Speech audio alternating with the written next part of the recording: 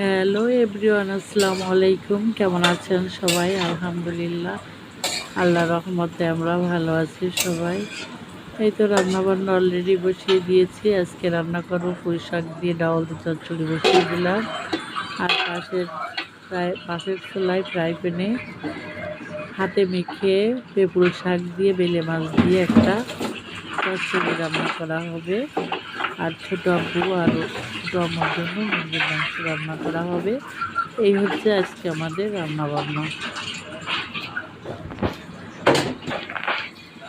এই শাকটা খেতে একটু দিতে লাগে, কিন্তু অনেক উপকারী একটা তরকারি। খুব একটা যে খারাপ লাগে তা নয়। খেয়ে দেখবেন, নিশ্চয়ই ভালো লাগবে।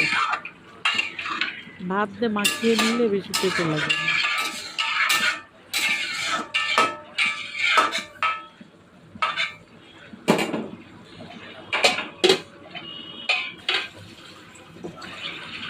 এই তো বন্ধুরা, পেঁপুল শাকটাও রান্না শেষ হয়ে গেছে, এখন নামিয়ে নিলাম।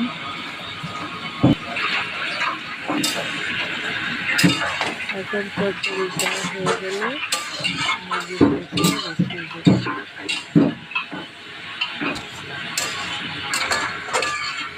এই পুঁই শাকের মুসুরির ডাউল দিয়ে এভাবে রান্না করে খেয়ে দেখবেন, মাংসর থেকে ভালো লাগবে, কথা দিলাম। আর যদি ভালো না লাগে কমেন্ট করে জানাবেন। এতে তরকারিটা ডান। এবার ছোটো আব্বুর জন্য মুরগি বসিয়ে দিলাম। এই মুরগির তরকারিটা রান্না করা হলেই রান্না শেষ হয়ে যাবে।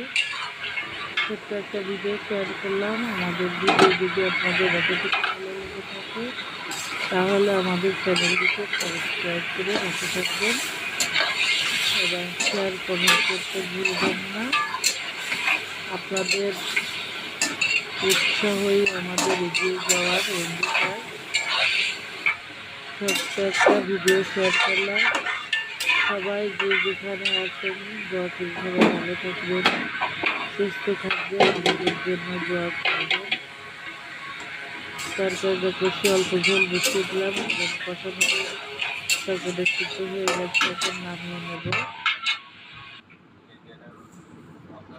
সবাই ভালো থাকবেন, সুস্থ থাকবেন। আল্লাহ হাফেজ।